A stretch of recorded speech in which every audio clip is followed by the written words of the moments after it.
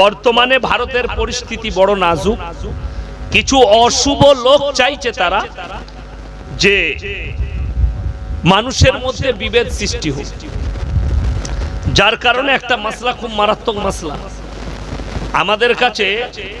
এই কুরবানির সময় দেখবেন কিছু অমুসলিম আদিবাসী ফাদিবাসী এরা আসে মাংস নিতে আপনার দরজায় হাজির হয়েছে। আমরা তাদেরকে দিই মাংস, দেওয়াটা জায়েজও আছে, অসুবিধা নেই। কিন্তু বর্তমান পরিস্থিতিতে, বর্তমান যে পরিস্থিতি, সেই পরিস্থিতিতে না দেওয়াটা উত্তম। যদি বলেন কি করব, রান্না করে খাওয়ান। এসছো, এক হাঁড়ি রান্না করুন, এলাও এক বাটি লাও, বসো খাও, খেয়ে দিয়ে যাও, কাঁচা মাংস দেওয়া হবে। যদি বলেন যুক্তি দেন কেন, শরীয়তে জায়েজ আছে। আবার বলে দিচ্ছি, কথার মানে উল্টো করবেন না। শরীয়তে যে কোনো ধর্মের মানুষকে কুরবানির মাংস দিতে পারে না, সে যদি খায়। বর্তমান ভারতের পরিস্থিতিতে দেওয়া যাবে না, তার কারণ আপনি একটা আদিবাসী লোককে মাংস দিলেন, সে চিকচিকি করে মাংস নিয়ে যাচ্ছে, দেখা গেল চিকচিকিটা ফেটে কোনো মন্দিরের সামনে ফেটে মাংসটা পড়ে গেল, সে বালির সাথে মিশে গেছে বলে আর লাইনি, সে পালিয়ে গেল। সে তো মাথা বুঝেই না, তার মধ্যে তো জ্ঞান নেই। কিছু অশুভ লোক বললে এটা মুসলিমরা ফেলে গেছে, দিয়ে হিন্দু মুসলিমের মধ্যে একটা বিভেদ সৃষ্টি হচ্ছে। এই জায়গাটাকে অ্যাভয়েড করার জন্য তাদেরকে রান্না করে খাওয়ান, কিন্তু মাংস কাঁচা দিবেন। এই জায়গাটাকে অ্যাভয়েড করার জন্য এটা আমাদের আলেমদের মেসেজ। এটা কিন্তু ফতোয়া নয়, ফতোয়া হচ্ছে সবাইকে মাংস দিতে পাবে, যেই খাবে তাকেই খাওয়ান, দেন, দেয়া যাবে। অমুসলিম ভাইকেও মাংস দেয়া যাবে। দ্বিতীয় নম্বর, একটা বড় ফিতনা চোখে মোবাইলে আপনারা দেখতে পাচ্ছেন, কেউ কেউ ফতোয়া দিচ্ছে, আর বেশিরভাগ ফিতনাগুলো বাংলাদেশ থেকে ছুটে আসে আমাদের দেশে।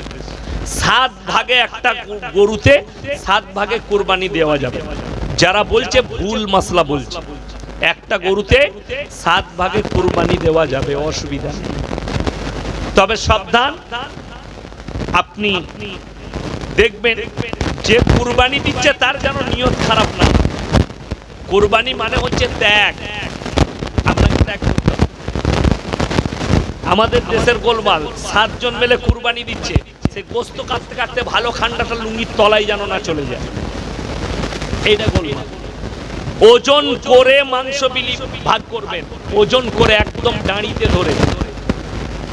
যদি বলেন কেন, এই পরিস্থিতিতে, সমাজের পরিস্থিতিতে 7 জন যদি ভাগিদার থাকে আর মাংসগুলো যদি ধরেন 3 জন মিলে একটা গরু কুরবানি দিয়েছেন, ভাগ করছেন, 3টে ভাগ করছেন।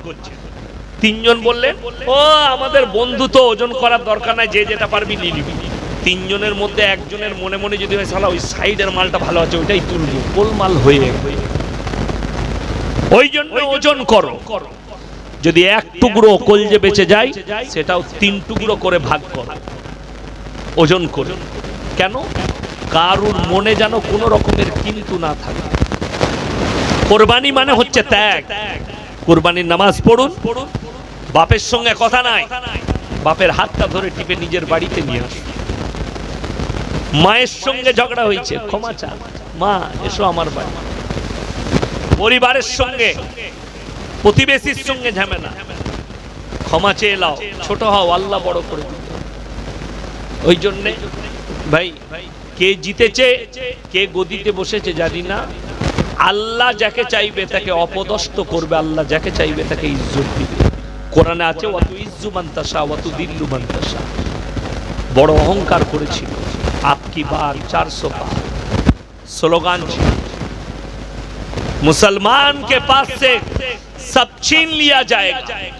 দিল্লিতে ডাইরেক্ট হায়দ্রাবাদে মসজিদের দিকে ইশারা করে তীর ছুড়ার মতো ইশারা করছে कि हम आएंगे तो मस्जिद को तोड़ेंगे, अल्लाह तुमको ही तोड़ दिया,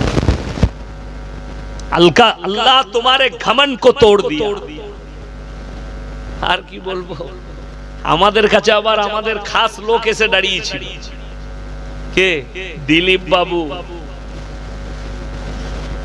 কে বললেন মেদিনীপুর থেকে এসে, দুধেতে সোনা খুঁজে পাই যিনি। আমি দোয়া করেছিলাম আল্লাহ এই লোকটাকে হারিয়ে দাও, আল্লাহ কবুল করেছে। আল্লাহ কবুল করেছে। বড্ড ভাষা খারাপ, মারাত্মক ভাষা খারাপ, আল্লাহ বেইজ্জতি করেছে। তুমি চিন্তা ভাবনা করো, যারা ইসলামকে মিটানোর স্বপ্ন পৃথিবীতে দেখেছে তাদেরকে আল্লাহ মিটিয়ে দিয়েছে। যারা মসজিদ মাদ্রাসাকে মিটানোর স্বপ্ন দেখেছে আল্লাহ তাদেরকে মিটিয়ে দিয়েছে, কিন্তু মিটাতে পারে। আমার ভাই, পৃথিবীতে কতজন এসেছে, ইসলামকে মিটিয়ে দাও, কোরআনকে মিটিয়ে দাও, এই মেহনত আজকে নয়। আপনারা মনে করছেন আজকে এই কটা হারামখোরকে দেখে আসামের মুখ্যমন্ত্রী হিমন্ত বিশ্ব শর্মাজি কিছুদিন আগে বলেছে মিডিয়ার সামনে कि मेरा मिशन है पूरे दुनिया से इस्लाम को मिटा देंगे। हिमंत विश्व शर्मा आसामेर मुख्यमंत्री पूरे दुनिया से इस्लाम को मिटा देंगे। আমি তাকে উত্তর দিয়েছি, तुम तो बड़ा दूर की बात, तुम्हारा अगर 7 पुरुष तक आ जाएगा इंशाअल्लाह इस्लाम तो दूर, कुरान का एक जेर जबर को तुम मिटा नहीं सकते। তোমার মতো কত এলো আর কত গেল, ইসলামকে তুমি মিটিয়ে দিবে পৃথিবী থেকে?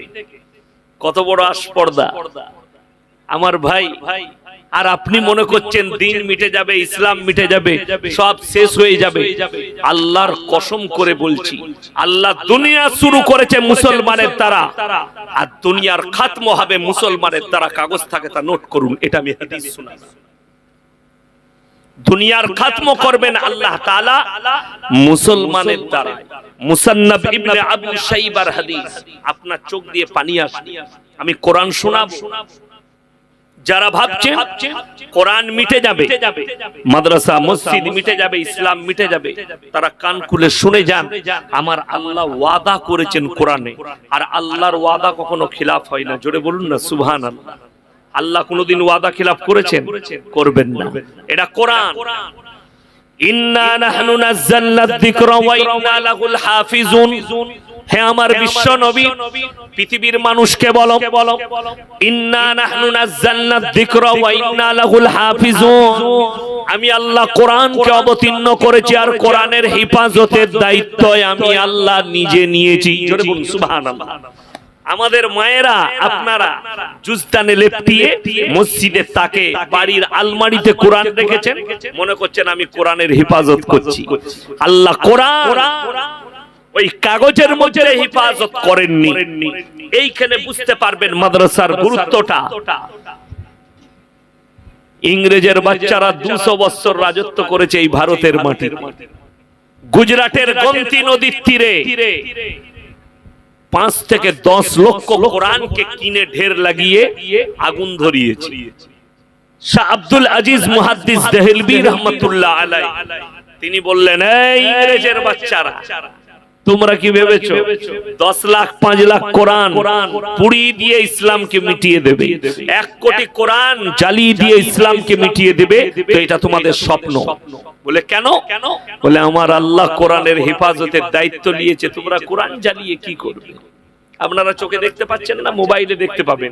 কেউ কোরআন ছিঁড়ছে, কেউ কোরআনে পা দিচ্ছে, কেউ কোরআন দিয়ে পায়খানা পরিষ্কার করছে। বেঈমান কাফেররা দেখতে পাচ্ছেন না? পাননি? আমরা দুঃখ পাচ্ছি, বেদনা পাচ্ছি। আল্লাহর কসম খেয়ে বলে যাচ্ছি, যতগুলো মুসলমান এসে বসেছেন, দিলের মধ্যে ঈমানটাকে মজবুত করুন। গোটা পৃথিবীর শক্তি যদি একদিকে হয়ে যায়, কোরআন আল্লাহ ওয়াদা করেছেন, ফালান তাজিদ লিসুন্নাতিল্লাহি তাবদীলা। যতগুলো পরমাণু শক্তিধর দেশ আছে, তারা যদি একদিকে দাঁড়িয়ে যায়, আল্লাহর কসম কোরআনের একটা জের জবরকে পরিবর্তন করার ক্ষমতা পৃথিবীর কোন শক্তির নাই। জোরে বলুন সুবহানাল্লাহ। যারা যে পাওয়ার দেখাচ্ছে, দেখা কার কাছে? আমেরিকার কাছে 5,500 পরমাণু আছে, রাশিয়ার কাছে 6,200টা পরমাণু আছে, চাইনার কাছে 250টা পরমাণু, ভারতের কাছে 155টা পরমাণু, পাকিস্তানের কাছে 165টা পরমাণু, আপনার তুরস্কের কাছে 90টা, ব্রিটেনের কাছে 250টা, 350-র মতো ব্রিটেনের কাছে আছে। সব একদিকে করে দেন, আল্লাহর কসম করে বলছি কোরআনের জের জবর মিটানো যাবে না। কেন? আল্লাহ নিজে দায়িত্ব নিয়েছেন। নিয়ে আসুন একটা 10 বছরের হাফিজে কোরআন, যার সিনের মধ্যে 30 পারা কোরআনকে গেঁথে দিয়েছে। আল্লাহর কসম পৃথিবীর সব কোরআনকে জ্বালিয়ে দাও, একটা হাফিজে কোরআন জিন্দা থাকলে 30 পারা কোরআন, ওই রকম কোটি কোটি কোরআন আবার ছেপে আসবে। কোরআনকে মিটানো যাবে না। জোরে বলুন সুবহানাল্লাহ। কারা চাইছে? এরপরে বুঝতে পারবে এই মাদ্রাসার গুরুত্বটা কি। আজও পর্যন্ত স্পেনের মাটিতে বড় বড় মাদ্রাসার মসজিদ গুলো মদের বার আর দেহ ব্যবসার আড্ডাখানা তৈরি করেছে বেঈমান কাফের। আপনি যদি সচেতন না হন, আজকে ভেবে দেখুন আমাদের কাছ থেকে আমাদের সন্তানরা মেহরুম হয়ে যাচ্ছে দিন থেকে। তারা বদদিনীর দিকে ছুটছে, বেঈমান কুফরির দিকে ছুটছে। অবাক হবেন যারা বাচ্চার মা আছেন, যারা বাবা আছেন, তারা নিজেদের সন্তানের আখলাক আর চরিত্রগুলো নিজের চোখে আপনারা দেখেন। আমি কিছু বলবো না, কেউ কি চিনেও না। আপনি ভেবে খালি তাদের দিকে তাকিয়ে দেখবেন তাদের চরিত্রগুলো কেমন, তাদের আখলাকগুলো কেমন। ওই জন্য আমার মুসলমান ভাই, আমি অনুরোধ করব প্রত্যেকটা ভাইকে হাত তুলে বলুন আমরা আমাদের বাচ্চাদেরকে দ্বীনি শিক্ষা দেব। জোরে বলুন ইনশাআল্লাহ। এই জোরে বলুন ইনশাআল্লাহ। দ্বীনি শিক্ষা, দ্বীনি ইলম হাসিল করা ফরজ। অতটা হারাম হালাল যেন চিনতে পারে, দিন বাদ দিন যেন চিনতে পারে। আপনারা যারা আছেন সকালবেলায় উঠে যদি গুসকারা বাজারে যান, বর্ধমান টাউনে যান, কোনো অপরিচিত হোটেলে খেতে গেলে আপনাকে জিজ্ঞেস করতে হবে না দাদা মুরগিটা জবাই না কাটা? এটা কেন? যারা বসে আছে আপনি মনে মনে করছেন ইয়াসিন ভাই লাস্টে দোয়া করবে, দোয়াটা আমি লুবো। অনেকজন মনে মনে করছে ওই হুজুরের কাছে দোয়া লুবো, এর কাছে এই হুজুর, আমি কিছু হয়ে গেলে এই হুজুর দোয়া করে দিলে আমার কবুল হয়ে যাবে। দোয়া কবুলিয়াতের জন্য সর্বপ্রথম শর্ত যেটা, সেটা হচ্ছে হালাল। তবে আপনার দোয়া কবুল হবে। আপনি এটা বুঝে গেলেন আমাকে জবাই করা মাংস খেতে হবে। সকালে গিয়ে ওরকিরাম বাজারে গেলেন, 1 কিলো জবাই করা মাংস দে, কিনছেন জবাই করা মাংস, কিন্তু টাকাটা আবার সুদের টাকা, সেই একই মাল দাঁড়িয়ে গেল। কথা বোঝাতে পারলাম? এই সুদের বায়ান করা খুব বিপদ। সকালবেলায় উঠে ওর গ্রামের চায়ের দোকানগুলো সুদখোর মাল কটা গাল দিবে, বাজে হুজুরে নেহলে দিবে না? দিবে না? তোমরা গাল দিলে কোরআনের আয়াত পাল্টাবে। যদি বলেন সুদ কি, কোরআন বলছে ওয়াহাল্লাল্লাহুল বাইয়া ওয়া হাররামার রিবা। হে আমার নবী, পৃথিবীর মানুষকে বলো তোমাদের জন্য সুদকে হারাম করা হয়েছে এবং ব্যবসাকে হালাল করা হয়েছে। আমার নবী বিশ্ব নবী বললেন, হে আমার সাহাবীরা শোনো, কেউ যদি 1 টাকা সুদ খায় নিজের মায়ের সঙ্গে 36 বার জিনা করার সমান পাপ হবে। বড় কষ্ট লাগে। এই সামনে কুরবানি আসছে, কি বলেন সুদখোরদের গরুগুলো বেশি দামি। রাগ করছেন না তো? সুদখোরদের গরু বেশি দামি। দেখুন আমাদের দেশের নিয়ম, মসজিদে মদ খেয়ে ঢুকতে পাবে না, গাঁজা খেয়ে ঢুকতে পাবে না, তাড়ি খেয়ে ঢুকতে পাবে না, কিন্তু সুদ খেয়ে ফাঁস কাতারে আতর লাগিয়ে নামাজ পড়তে পায় জুম্মার দিন। এটা আমাদের দেশের নিয়ম, কোনো অসুবিধা নাই। সুদ খেয়ে ফাঁস কাতারে নামাজ পড়ে। তাদের আবার সুদ খেয়ে বড় লোক হয়ে গেলে তাদের আবার সম্মান আলাদা। আমি বললি খারাপ বলবো, আপনি বলুন, আমাকে যা বলবেন বলেলেন, আমি তোমার গাল খেতে রাজি আছি। আল্লাহর কসম করে বলছি আমি আমার বয়ান থেকে সরব না, আমি আমার ভাষা থেকে সরব না। হারাম হারাম, হালাল হালাল। কখনো কোরআনের আয়াতকে লড়াতে পারবে না। আমাকে হয়তো স্টেজ থেকে নামিয়ে দিবেন, সুদকে আপনি এই ধরনের মানুষকে আক্রমণ করে কথা বলছেন, আমি নেমে চলে যাব বাড়ি। কিন্তু আল্লাহর কসম কোরআনের আয়াতকে সরাবার ক্ষমতা তোমার 14 পুরুষের নেই। তোমার জিন্দেগি শেষ হয়ে যাবে, তোমার 7 পুরুষ শেষ হয়ে যাবে। তোমার জানা নেই, কোরআন খুলে দেখলে বুঝতে পারবে তোমার পূর্বে কত জাতিকে আল্লাহ মাটির সাথে মিশিয়েছে। ফেরাউনের মতো জালিম বাদশা, সে বলেছে আলা রাব্বুকুমুল আলা, আমি হচ্ছি সর্বেসর্বা। আল্লাহ তাকে এমন মৃত্যু দিয়েছে, সে চেয়েছিল মুসাকে মিটিয়ে, আল্লাহ তাকে মিটিয়ে দিয়েছে। নমরুদ চেয়েছিল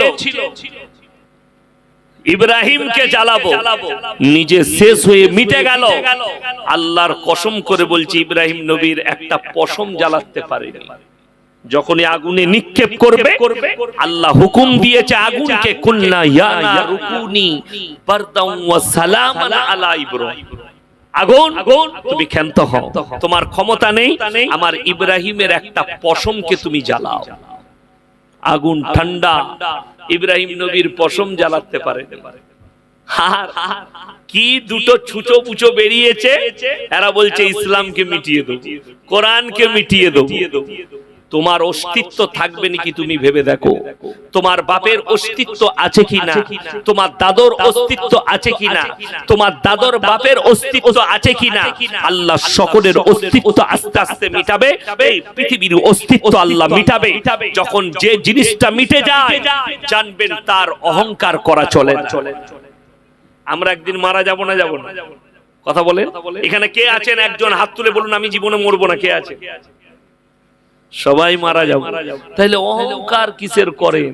শক্তি, পয়সা, দৌলতে, আল্লাহর কসম করে বলছি এগুলো আল্লাহর কাছে একটাও কাজে না। ওষুধে আর ডাক্তার পানিতে যদি কেউ বেঁচে যেত, ডাক্তারের দ্বারা যদি কোনো মানুষ বেঁচে যেত, তো পশ্চিম বাংলায় সব থেকে প্রথম যিনি বাঁচতেন তিনি হচ্ছেন আমাদের জ্যোতি বাবু। আমেরিকা থেকে বাই প্লেন ডাক্তার আনা হয়েছিল, তারপরেও বাঁচাতে পারে। আর আপনি বলছেন আমার টাকা আছে, আমি টাকার দ্বারা বেঁচে যাব। আপনার টাকা আছে, আপনি খেতে পাবেন না। আরে ফিল্মের একজন আর্টিস্ট আছে, তার নাম হচ্ছে জাভেদ জাফরি। তাকে একটা মুসলিম ছেলে একটা কনফারেন্সে প্রশ্ন করছে कि मेरा एक सवाल है। क्या सवाल? कि आज पूरे दुनिया के लोग दुनिया के पीछे भाग रहा है, মানুষ আজকে দুনিয়ার পেছনে ছুটছে। তিনি বললেন तुम कौन से धर्म से हो? बोले मैं मुसलमान हूं। তাকে উত্তর দিয়েছে এত মারাত্মক উত্তর कि मुसलमान तू दुनिया के पीछे मत भाग, तू 1400 साल पीछे चला जा, दुनिया तेरे पीछे भागे। আপনারা হয়তো অনেকে উর্দু বুঝেন, এই ভাষাটার অর্থ মুসলমান তুমি 1400 বছর পেছনে চলে যাও, দুনিয়া তোমার পেছনে ছুটবে। তার প্রুফ যদি দিলেন আমি স্টেজে দেব, তার প্রুফ যদি দিলেন আমি স্টেজে দেব। আমি খুদ নিজে বসে আছি। এই 15 দিন আগে আমি গুজরাটে এক সপ্তাহ ছিলাম সফরে, তার আগে মুম্বাইয়ে ছিলাম। তো আশ্চর্যের বিষয় এত দাওয়াত আসছে, আমরা তো জানি না। একজন হোটেলে খাওয়াতে নিয়ে গেল, দামি হোটেলে। কি কি খাবেন? আমরা খাবারের নাম আমরা জানি না। আল্লাহ হালাল খাবার হলে যেটা আসবে আল্লাহ দিবে, খেয়ে নেব। আল্লাহ আমাদের তকদিরে লিখে দিয়েছে মৌলবীদের তকদিরে লোকের ঘরে খাবি। আমাদের তকদিরে লেখা আছে না, লোকের ঘরে খাবি। দাওয়াত। আমি গত পরশু কলকাতা যাচ্ছিলাম জুম্মার দিনে। তো আমি আমার ম্যানেজারকে বললাম নেটে সার্চ করো পালসিটের পরে মসজিদ কোথায় আছে, হাই রোডের গায়ে জুম্মা পড়ব। তো একটা নাম এলো আলিপুর বলে একটা গ্রাম, আমরা ওখানে পড়ো 300 মিটারের মধ্যে মসজিদ। ঢুকলাম, আমি গিয়ে পেছনে বসলাম। ইমাম সাহেব বয়ান করছিলেন, আমাকে দেখতে পাননি। খুতবার সময় দেখেছি নামাজ পড়ানোর জন্য। বলছে হুজুর আগে জানলে আপনাকে দিয়ে বয়ান করাতাম, নামাজ পড়াতাম। আমি বেরিয়ে গেছে গাড়িতে বসে গেছি। তো কিছু মানুষ চলে এলো, তাদের পরিবারের লোক এসে গাড়ির সামনে দাঁড়িয়ে গেল। হুজুর এক মুঠো খেয়েই যেতে হবে। আমরা না, আমি খাবো না, বাড়ি থেকে খেয়ে বেরিয়েছি। না, আপনাকে মোবাইলে দেখি খেতেই হবে। গেলাম, লাগাও দস্তরখান। তারপরে দেখছি পোলাও, মুরগি, গোশ আর ডিম। আমি আমার ড্রাইভারকে বললাম এটার নাম হচ্ছে আল্লাহ, রুজি আল্লাহ। এরপরে হাদিসটা শুনেলেন রাসূল আকরাম সাল্লাল্লাহু আলাইহি সাল্লামের হাদিস, যারা আল্লাহর রাস্তায় দ্বীনের পথে থাকবে, হে আমার সাহাবীরা, আল্লাহ রাব্বুল আলামিন মৃত্যুকাল পর্যন্ত তাদেরকে ইজ্জতের রুজি দান করবে। জোরে বলুন সুবহানাল্লাহ। এই ভাষাটাই ওইটা যে মুসলমান রাসূল আকরাম সাল্লাল্লাহু আলাইহি সাল্লামের আখলাকে চলে এসো, রুজি আল্লাহ দিবেন এবং ইজ্জতের রুজি দিবেন। আমরা দুনিয়ার পেছনে ছুটি না। কোটি টাকার মালিক আমরা নয়, আল্লাহ হাজার হাজার কোটির মালিক করেনি। এই আউস গ্রামে ওর গ্রামে সব থেকে বড় কোটিপতি যদি মারা যায়, জানাজা নামাজটা কে পড়াবে? এমএলএ তো নাকি? হ্যাঁ, কে পড়াবে? এমএলএ না ইমাম? ওই 5000-এর মৌলবি পড়াবে। তাহলে ভেবে দেখো, যে ইমাম তোমার জানাজার নামাজ পড়াবে তুমি করোড়পতি হওয়ার পরে, তুমি ভেবে দেখে লাও আল্লাহ তাকে কতটা সম্মান করেছে। কেন? আপনি দিনদার হন, আপনি আল্লাহ মালদার করেছে, তারপরও আপনি দিনের উপরে প্রতিষ্ঠিত হন, দিনের সঙ্গে জুড়ে যান, আল্লাহর কসম আল্লাহ আপনার ইজ্জত বাড়িয়ে মৃত্যুকাল পর্যন্ত ইজ্জতের রুজি দান করবেন। এখন তো আমার আব্বাজি দুর্বল হয়ে গেছে, চলতেও কষ্ট হচ্ছে, আধ ঘন্টার বেশি বলতে পারেন, তারপরও লোকে ছাড়ছে না। হুজুর যেতেই হবে, একবার খালি দোয়া করবে, আপনার মুখে দুটো কথা শুনবো, খালি দোয়া করে দিয়ে চলে আসবে। লোকটার বয়স বেড়ে গেছে, আল্লাহ সম্মান বাড়িয়েছে। পৃথিবীতে একটাই ডিপার্টমেন্ট আছে, যত বয়স বাড়বে আল্লাহ সম্মান বাড়িয়ে দিবে, ওটা হচ্ছে একমাত্র আল্লাহর রাস্তা। তাছাড়া পৃথিবীর কোন ডিপার্টমেন্ট নাই। একটা মাস্টার চাকরি করে, যতদিন ডিউটি আছে, চাকরি আছে, ততদিন তার স্কুলে পাওয়ার আর স্কুলে সম্মান আছে। যেদিনে রিটায়ার হয়ে যাবে তার আর কোন স্কুলে সম্মান থাকে না। ঠিক বললাম না ভুল বললাম? একটা পুলিশ থানার বড় বাবু, তার সম্মান থানাতে আর পাওয়ার ততদিন থাকবে যতদিন সে ওই ডিউটি থাকবে চাকরিতে। যেদিনে চাকরি শেষ সেদিনে তার কোনো নো পাওয়া। কিন্তু আল্লাহর কসম, মৌলবীদের, ইমামদের দ্বীনের রাস্তায়, আল্লাহর রাস্তায় আল্লাহ তাআলা যত বয়স বাড়বে আল্লাহ তোমার সম্মান তত বাড়বে। আজকে ইয়াসিন যুবক, আজকে ইয়ং স্টার, কালকে একদিন আমাকে আপনারা বুজুর্গ বলে, মুরব্বী বলে ডাকবেন। যখন আমার বয়স 50 পেরিয়ে যাবে, 60 পেরিয়ে যাবে, আমি আমার বাপের বয়সে যাব, তখন একই অবস্থা হবে। সম্মান আল্লাহ আরো বাড়াবে। বড় কষ্ট লাগে। প্রত্যেকটা মুসলমান ভাইকে অনুরোধ করছি, হারামকে অ্যাভয়েড করতে শিখুন, হালালকে গ্রহণ করুন। আপনার সময় কষ্ট হবে হারামকে অ্যাভয়েড করতে, কিন্তু আল্লাহর কসম আপনার পুরো জিন্দেগিটা সুখী হয়ে যাবে। এই দুনিয়াটা আল্লাহর কসম কোরআনে আছে, আমাল হায়াতুদ দুনিয়া ইল্লা মাতাউল গুরুর। এই দুনিয়া ধোঁকা, তোমাদের জন্য আবাদান আবাদার লম্বা জীবন পড়ে আছে। যেটা আবাদান আবাদা সেটা শেষ নাই, শুরু আছে, তার শেষ নাই। আল্লাহর কসম এই দুনিয়াটার আল্লাহ শুরু করেছে আর খাতমু আছে। মুসান্নাফ ইবনে আবু শাইবার হাদিস 40 নম্বর হাদিস। চোখ দিয়ে পানি আসে। অনেকজন মনে মনে ভাবছেন না, মানুষ সচেতন হচ্ছে, মানুষ নামাজি হচ্ছে, যুবকরা নামাজ পড়ছে, আমি তো দেখতে পাচ্ছি মুসলমান যুবক নামাজ পড়ে, ড্যান্সও করে। কি বললাম? টাকা হয়েছে, 5 ওয়াক্তের নামাজি ছেলের জন্মদিন পালন করছে, গান বাজনা করে, নামাজ পড়ে, মুখে দাড়ি আছে, বেটা বিটির বিয়েতে গান বাজনা। এই আউস গ্রাম থানায় আজ থেকে 7 বছর আগে আমি একটা বিয়েতে এসেছিলাম। আমি বলেই দিয়েছিলাম যে আমি যদি বিয়ে পড়াতে যাই সেখানে কিন্তু গান বাজনা হলে আমি কিন্তু থাকবো। বলে হুজুর কিছুই হবে।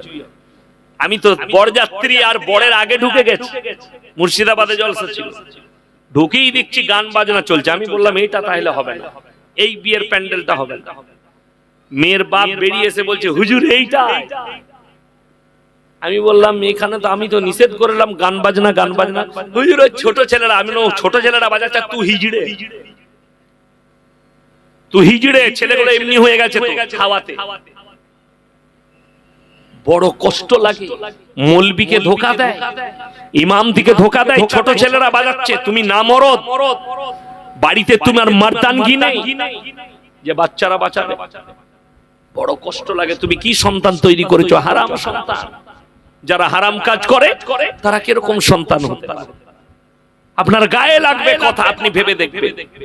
আপনি হারামকে অ্যাভয়েড করতে পারছেন না।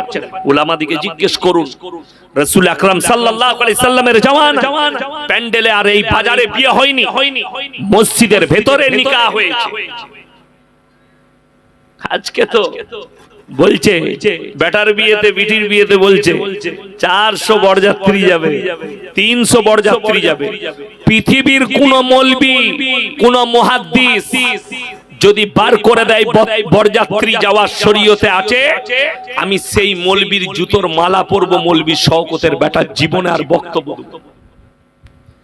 বরযাত্রী নিয়ে যাওয়া হারাম, আমি শওকতের বেটা ফতোয়া দিলাম। কোন মুফতি যদি ফতোয়া কেটে দেয়, সেই মুফতি বাপের বেটা হলে নিয়ে আসো। মেয়ের বাপকে বলছে 1 টাকা লুবো না, হারাম কর 200 বরযাত্রী নিয়ে যাচ্ছে, মানে এই দিকে বীজ মারবো না, ঘুরিয়ে তোর বীজ মার। মৌলবীরা বলছে হারাম, কোন লিয়া? তাহলে ওই দিকে তোর বীজটা মেরে দে। আপনার মনের নিয়তটা আল্লাহ, মনের কথা শুনতে পাই না আল্লাহ কথা বলে। আল্লাহ হৃদয়ের কথা জানেন না? ইন্নাল্লাহা লা ইয়াখফা আলাইহি শাইউন ফিল আরদি ওয়ালা ফিস সামা। হে আমার নবী বলো, আসমান আর জমিনের মধ্যে যা কিছু আছে, কোন জিনিসটা আমার আল্লাহর কাছে গোপন নাই। আমি অন্তরের কথা শুনতে পাই। আমি আল্লাহ রাব্বুল আলামিন তোমাদের অন্তরের কথা শুনতে পাই। ওই জন্য মুসলমান ভাই, আপনাদেরকে অনুরোধ করে বলছি, হারামটাকে হারাম বলে মানেন, অ্যাভয়েড করুন। পরকালের জন্য, মরণের পরের জন্য। মুসান্নাফ ইবনে আবু শাইবার 40 নম্বর হাদিস, রাসূল আকরাম সাল্লাল্লাহু আলাইহি সাল্লাম বলেন, হে আমার সাহাবীরা, কিয়ামতের পূর্বে এমন একটা দিন আসবে যেদিনে পৃথিবীটা যত মসজিদ আছে মুসল্লিতে ভরে যাবে। সাহাবীরা খুশিতে আত্মহারা, ইয়া রাসূলুল্লাহ এরকম যুগ আসবে। নবীজি কিন্তু কথাটা বলার পরে ইতস্ত বোধ করলেন। সাহাবীরা বললেন, ইয়া রাসূলুল্লাহ, আপনি যে কথাটা বললেন আপনার কপালের মধ্যে ভাঁজে। রাসূল আকরাম সাল্লাল্লাহু আলাইহি সাল্লাম শেষ শব্দটা বললেন, হে আমার সাহাবীরা, কিন্তু সেই নামাজিগুলো সব সুদখোর নামাজি থাকবে, হারাম খাবে, সুদ খাবে, বড় বড় অট্টালিকা বাড়ি বানাবে, বড় বড় শপিং মল বানাবে, ঈমানদার কেউ থাকবে না। এই হাদিসটা শোনার পরে সাহাবীরা কেঁদেছে, সাহাবীদের চোখে পানি। আপনি ভেবে দেখুন আপনার কাছে দিন কতটা পৌঁছাবে, কিসের দ্বারা পৌঁছাবে? এই মাদ্রাসার দ্বারা। আমাদিকে লোকে অনেক শিক্ষিতরা মাদ্রাসা ছাপ, মাদ্রাসা ছাপ, আর আপনাকে আমি গুনে গুনে দেখিয়ে দিচ্ছি, আপনি বুঝতে পারবেন। আপনার চোখ খুলে দিচ্ছি, যতগুলো বৃদ্ধাশ্রমে আর বৃদ্ধাশ্রমে মা বাবা আছে সব শিক্ষিতদের আছে, একটাও মূর্খদের নাই। শিক্ষিতদের মা বাবা আছে, অশিক্ষিতদের নেই। বড় কষ্ট এটাই। শয়তান ইবলিস মারদুদ, সে মূর্খ ছিল না, সে বড় শিক্ষিত ছিল। তবেই সে ইবলিস আসমান আর জমিনের কোনো জায়গা নাই যেখানে সিজদা করেনি। একটা কথা আল্লাহর অমান্য করার কারণে আল্লাহ তাকে জান্নাত থেকে বার করে দিলেন এবং চিরকালের জন্য জাহান্নামী করে দিলেন। লানাতুল্লাহি আলা ইবলিস, ইবলিসের উপরে লানত বর্ষিত হোক। আমার মুসলমান ভাই, আপনি কার পথ অবলম্বন করছেন? নিজেকে মুসলমান দাবি করেছেন, আজকে নামাজ নাই। আর রাসূল আকরাম সাল্লাল্লাহু আলাইহি সাল্লামের হাদিস, যার নামাজ নাই তার মধ্যে ইসলাম নেই। আমি দেখতে পাচ্ছি, আজকেই দেখলাম মুসলিমদের গ্রামে মুসলমানরা নামাজ পড়ে না, ভোটে জিতেছে গান বাজিয়ে রং খেলে তারা বিজয় মিছিল করছে। করো, ইসলামে বিজয় মিছিল বিজয় করা যাবে, বিজয়ের একটা আপনি খুশি মানাতে পারে, কিন্তু গান বাজিয়ে নয়, মদ খেয়ে ড্যান্স খেয়ে নয়। আপনি ড্যান্স করছেন, আপনি মদ খাচ্ছেন, মুসলিম হয়ে একটা মুসলমান হাত তুলে বলুন যে আমার জানা নাই মদ খাওয়া হারাম, অথচ মুসলমান খাচ্ছে। একটা মুসলমান হাত তুলে বলুন যে আমার জানা নাই গাঁজা খাওয়া হারাম। কেন খাচ্ছেন? মানুষের মধ্যে একটা ফিলিংস তৈরি হয়ে গেছে, যাই করি নাই করি, যেটাই করি নাই করি। হুজুর রাজ মরে যাওয়ার পরে মিলাদ হয়, মিলাদ হবে, মৌলবীরা এসে দোয়া করবে, জান্নাত রেডি। এটা তো আমাদের দেশের নিয়ম। মানুষ মরে গেলে আমাদের মায়েরা দেখে, আমাদের সমাজ চলছে মেয়েদের হাদিস, লোক মরে গেলি 3 দিনে মিলাদ, 4 দিনে মিলাদ, সাতার ফায়দা ঘাটে উঠা নফল দিয়ে 40-এ কি বলে 40-এ কমপ্লিট জান্নাতে ঢুকিয়ে দিল। কে ঢুকালে? হুজুর। তোমার হুজুর মার খাবে আর তুমিও খাবে। এই আশেপাশে ভাতার থানা আছে, আছে না? আমি নাম করব না। ভাতার থানায় এমন একটা গ্রামে গেছি, মরা বাড়িতে মাইয়াত হয়েছে, যার ঘরে লোক মরেছে তারই ঘরের গোয়ালের গরু খুলে জবাই করে খানা করে খাচ্ছে।